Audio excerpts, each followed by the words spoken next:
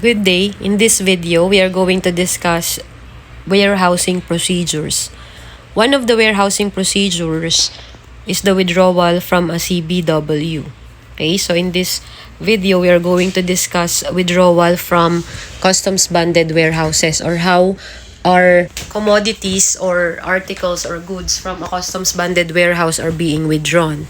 Okay, so before we proceed further to the process of withdrawal from a CBW, let us now first discuss what is the meaning of the word withdrawal. When we talk about withdrawal, we are referring to the act of removing, transferring, and disposing of goods that is stored in the CBW.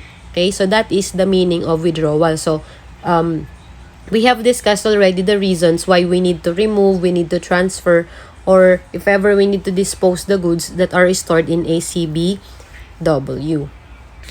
Okay, so let's now first discuss the reasons for withdrawal from CBW. Okay, so here are the reasons why we need to withdraw from a CBW, or we need to withdraw goods from a customs banded warehouse. Number one, these are for production or for export. So the reason why you need to withdraw or kailangan mong maglabas ng cargo from a customs banded warehouse is because you're going to use the commodities for production or for export. Okay? So that means your commodity is already done processing, or tapos na siya ng pagmamanufacture, or it is already a finished product. That is the reason why you need to take it out of the warehouse or withdraw it from the CBW. Okay? So, number one is that the commodity or the final product is already done. Okay? Number two is for transfer to a licensed subcontractor. So, if you would like to have your commodity to be subcontracted, or you want other company or other entity to work on your project or on your manufacturing of goods, because you have a certain reasons such as hindi mo na kayang i-manufacture sa warehouse mo, or you lack certain equipment, you lack certain machineries in your warehouse. That is the reason why you need to transfer your goods to a licensed subcontractor. So that is another main reason why you need to withdraw from your customs banded warehouse. Another thing is if you're going to transfer or to sell it to another person or to another company or to another entity. For example, you're going to transfer your goods to another customs banded manufacturing warehouse, or if you want to have your goods transferred to a PEZA zone or to a free port enterprise. Okay, so that is also one of the reason why you are going to withdraw your goods from your warehouse. Another one is for repacking and distribution to foreign market. So you're also going to be withdrawing, or you're going to take away goods from your warehouse if you're going to, or if you decide to repack and distribute your commodity or goods to a foreign market. Okay, so that means it will be for re-exportation already. And also, you are going to withdraw your commodity from your customs banded warehouse if you are going to consume it domestically, or if you're going to sell it in the domestic market. Okay, or kung ibebenta mo na siya sa labas, or for example, you're already done with your manufacturing inside the warehouse and it is now ready for domestic consumption. Okay, so those are the reasons for withdrawal from a CBW.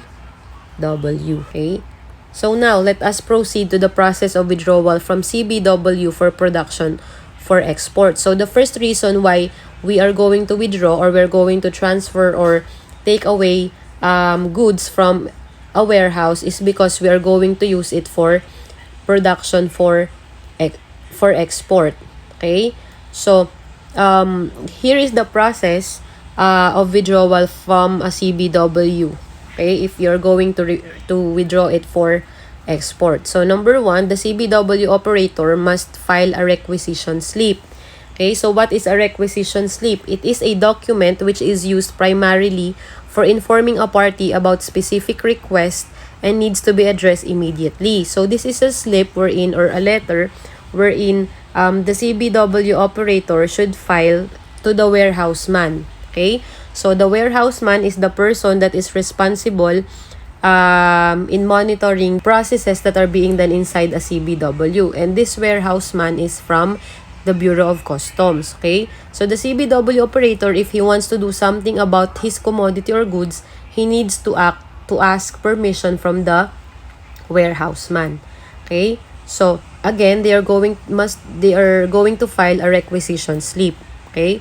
And then the warehouseman should check the requisition slip and then approve it for the release of the items. Okay? So it should be the duty of the warehouseman to double check, okay, if ever that a certain good will be approved for release from the customs banded warehouse. Or in the case of a CFS, the warehousemans or those people that are authorized by the Bureau are what we call the wharfingers. Okay?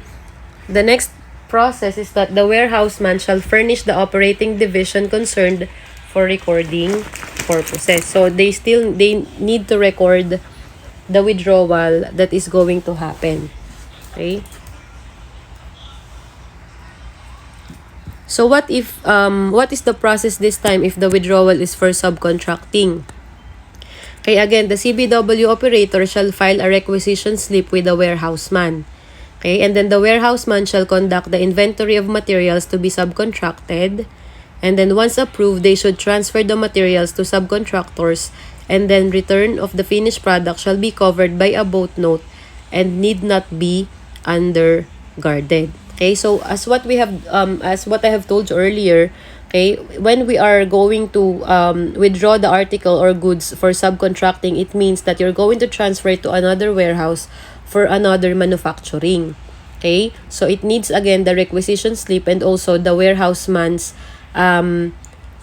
approval, and also he or she should conduct an inventory of the materials to be subcontracted. Why?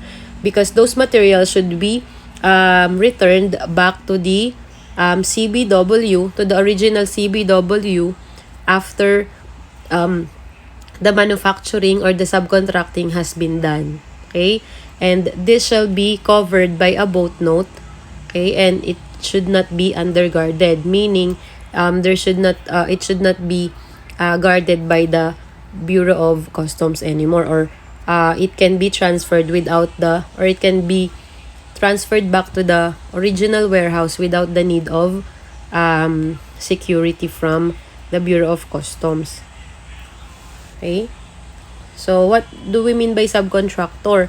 It is a person or company licensed by the Bureau to undertake or perform for a definite period certain manufacturing operations or activities incidental to goods from a CBW. Okay? So that is what do you mean by subcontractor. So again, if you want to have your commodity be manufactured into something, or you want to add something into your goods, then you don't have the machineries and equipment for that to happen in your warehouse, you're going to subcontract it to other company. Okay? So let us now proceed to the process of withdrawal from CBW for transfer or sale to PEZA or pre-ports. So these are the steps on how are they going to do that.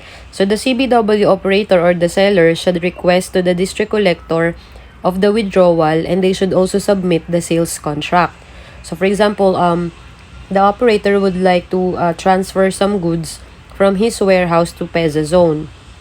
Okay, so the operator shall request the district collector, and they should also submit the sales contract. Okay, so the CBW operator then, after the approval of the district collector, shall give notice in writing to the Warehousing Assessment Division for the schedule of the date of the examination. So there will be an examination that will happen if ever that the district collector shall approve the request of withdrawal of the CBW operator. Okay? And then it should be done at least 2 days prior to transfer of the commodities.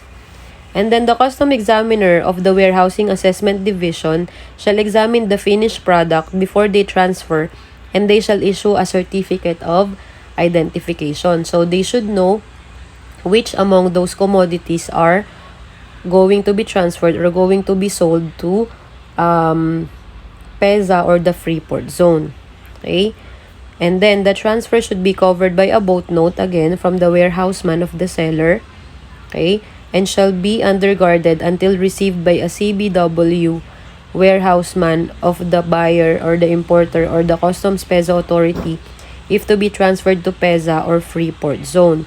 Okay? So if ever this transfer, unlike the first one, this should be underguarded, meaning there should be securities that are going to monitor if ever that the goods have been delivered successfully to the PEZA zone or to the buyer or to the buyer's warehouse.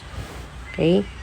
And then the buyer shall file an import entry covering the finished products to be transferred to him in the entry processing division in the port which has jurisdiction over the buyer's warehouse, or to a customs or PEZA unit concerned within 5 days after the transfer, which should be stamped constructive importation or exportation. So the reason why it has been tagged as constructive importation or exportation, because if you transfer from CBW to a PEZA or a Freeport Zone, it implies that there is an importation and exportation that happens. Okay? So it says here that it involves the sales or other mode of conveyance and delivery of raw materials and semi-finished products from a CBW to a CBMW, PEZA, Freeport Zone, or vice versa. Okay? So it means that there is a transfer from a certain customs office or from a certain inland customs office to another inland customs office. So that is why there is constructive importation or exportation. And then the documents that are needed for constructive importation are invoice of the seller or sales contract, the boat note or the transfer note, and also the packing list. Okay?